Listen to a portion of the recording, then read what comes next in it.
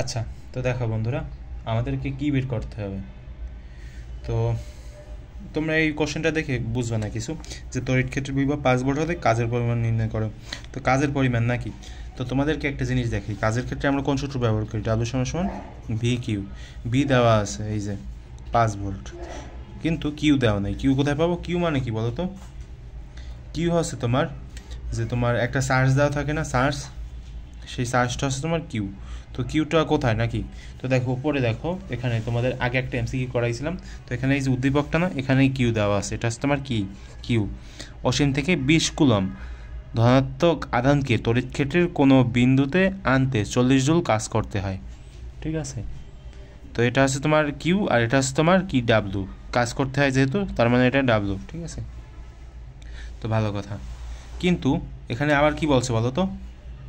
তো এখানে একটা কাজের পরিমাণ দেওয়া আছে, কিন্তু আমাদের আর একটা কাজের পরিমাণ নির্ণয় করতে বলছে। যদি এখানে 5 ভোল্ট করা হয়, ঠিক আছে, বিভবটা যদি 5 ভোল্ট করা হয়, তাহলে কাজের পরিমাণটা কত হবে সেটা আমাদেরকে বের করতে বলছে।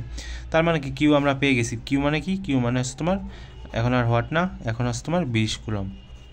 আচ্ছা, ভি দেওয়া আছে এখানে, ভি হচ্ছে তোমার 5 ভোল্ট। তো 5 ভোল্ট লিখলাম। এখন যদি আমি ক্যালকুলেশন করি, 5 গুণ 20, 20 কুলম, তাহলে কত হবে বলো তো? 5 দুগুণে 10, 100। 100 কী হবে বলো তো? জুল হবে।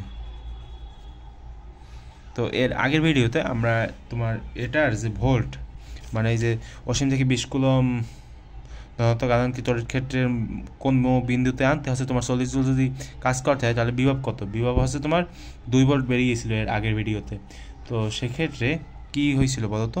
বিভবটা 2 ভোল্ট হয়েছিল, কিন্তু এখন বিভবটা বাড়িয়ে দিয়েছে, 5 ভোল্ট বাড়িয়ে দিয়েছে, যার কারণে 100 জুল কাজ হয়েছে।